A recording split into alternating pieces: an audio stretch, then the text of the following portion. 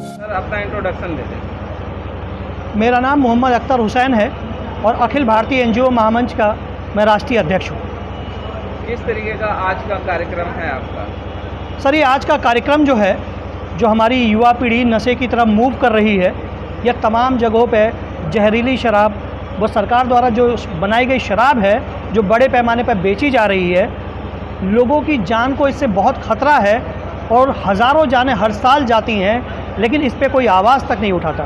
कैसे कोई आवाज़ उठेगी जब सरकार ही उसको फोकस कर रही है, बेच रही है, उसी का इनकम है सरकार का, और लोगों से चाह रहे हैं कि लोग पिए ना। जब सरकार उसको बेच रही है, लाइसेंस दे रही है, कैसे मना कर पाएंगे? जी, मैं आपको बताना चाहूँगा, आप मेरे मीडिया बंधुओं से मेरी एक गुजारिश है कि इस खबर को आप लोगों तक पहुंचाइए, क्योंकि मैं आपको बताना चाहूँगा कि सरकार जिस चीज़ को बेच रही है, शायद उसको अंदाज़ा नहीं है कि पूरे उत्तर प्रदेश में बड़े पैमाने पर हर साल उन गरीब तबके के लोगों की मौत होती है जो देशी शराब को पीते हैं, जो मज़दूर तबके के लोग हैं। और एक हिसाब से सरकार ये बेच करके जो है आम जनता की लाशों पे जो है अपने तिजोरी को भरने का काम करती है। उसी के खिलाफ अखिल भारतीय एनजीओ महामंच सरकार को अवेयर करने के लिए, सरकार को जागरूक करने के लिए और जो हमारे देश की जनता है उसको भी जगाने के लिए कि ये शराब जहर है, आप इस जहर से बचें, इससे दूर रहें। इसके लिए हम लोग प्रयास कर रहे हैं कि सरकार और जनता को दोनों को जगाया जाए।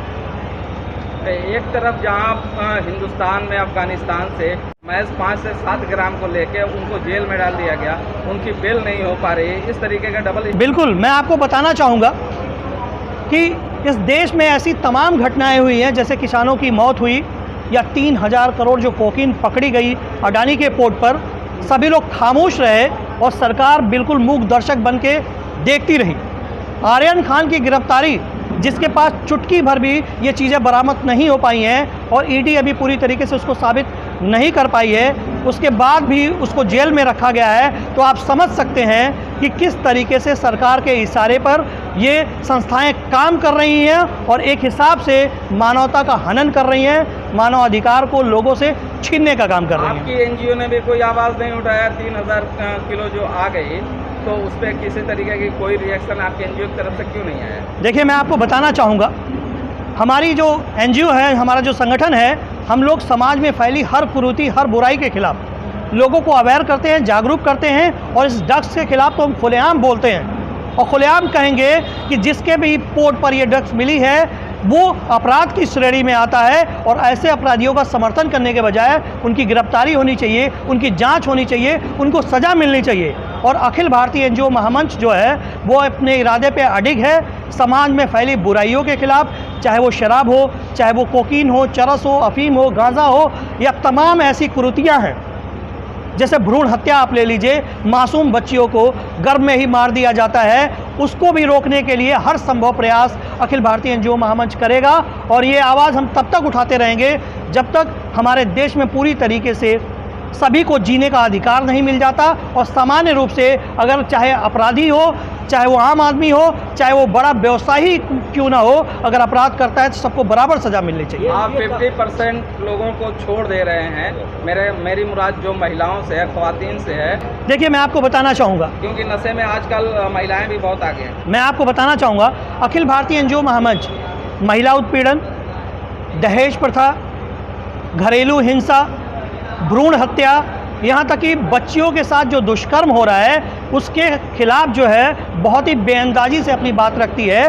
और ये जो हमारी आज मऊ की टीम है, आज यहाँ पे ज़िले का गठन होना है और यहाँ पे एक ऐसी टीम तैयार की जा रही है जो मऊ के डोर टू डोर जाएगी, घर घर जाएगी, लोगों को अवेयर करेगी, जागरूक करेगी। और आज नहीं तो कल मऊ की एक बहुत बड़ी महिला समूह जो है हमारे साथ जुड़ेगी, क्योंकि उसको भी पता है कि आज महिलाओं को बराबर का हक मिलना चाहिए, वो भी अपनी बात रख सकें, अपनी बात कह सकें और सरकार और शासन तक अपनी आवाज़ पहुंचा सकें। एक महिला के भ्रूण में अगर बच्चा पलता है और वो नशे से ग्रसित है तो कितना नुकसान समझ सकते हैं आप? देखिए, मैं आपको बताना चाहूँगा कि अगर किसी महिला के गर्भ में बच्चा पल रहा है, वो नशा कर रही है, तो वो अपने बच्चे को जहर दे रही है, खुद भी जहर ले रही है और ये समझ लीजिए कि हमारी आने वाली नस्लें वो जहर में मुब्तला होंगी। पैदा होने से पहले ही उनके नसों में जहर घुल जाएगा।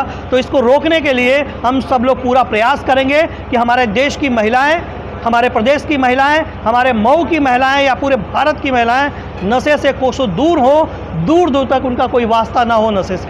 एनजीओ कहाँ तक काम कर रही है? इस वक्त अखिल भारतीय एनजीओ महामंच जो है पूरे पूर्वांचल में काम कर रही है।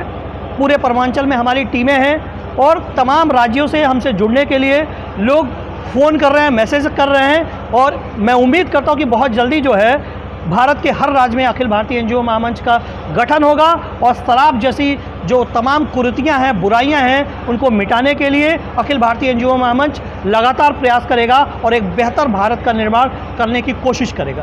तो शराब की लत देखा जाए कि इतनी बुरी लत है कि इसमें बहुत अच्छे से मतलब बर्बाद हो जाए।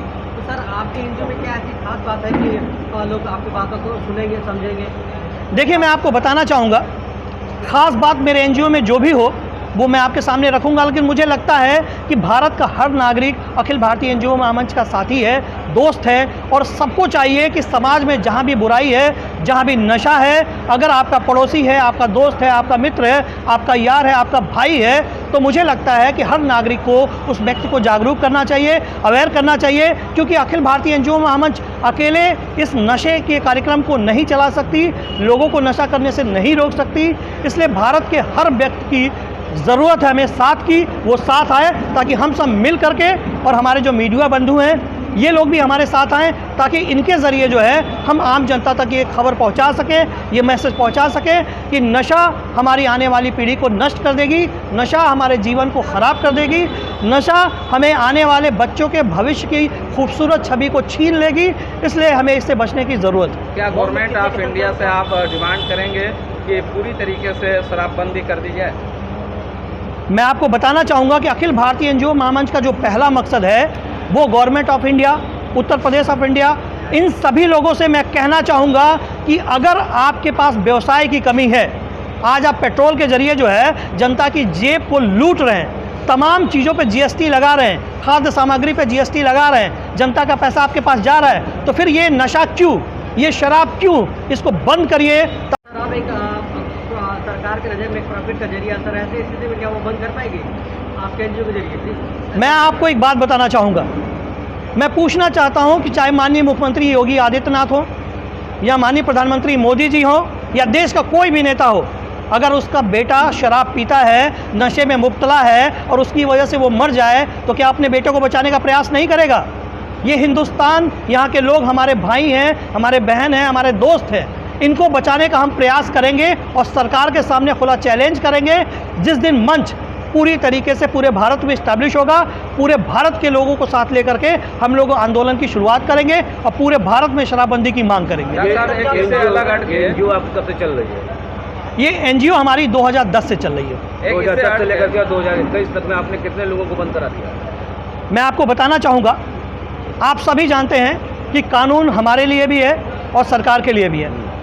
कानूनन जो है शराब की दुकानें जो ठेके पे चलती हैं, जिन्हें सरकार लाइसेंस देती है, उसको संवैधानिक प्रक्रिया के ज़रिए बंद कराया जा सकता है, लेकिन जो इलीगल शराब है उसको बड़े पैमाने पर हम लोगों ने गोरखपुर, बस्ती, देवरिया, तमाम जगहों पे बड़े पैमाने पे इलीगल शराब बनाने वालों को डोर टू डोर जा करके कितने शराबियों को अपने शराब छुड़वा चुके हैं? देखिए, डोर टू डोर जा करके हमारे जो कैंप्स लगते हैं या हमारे जो कार्यक्रम होते हैं, उस कार्यक्रम के जरिए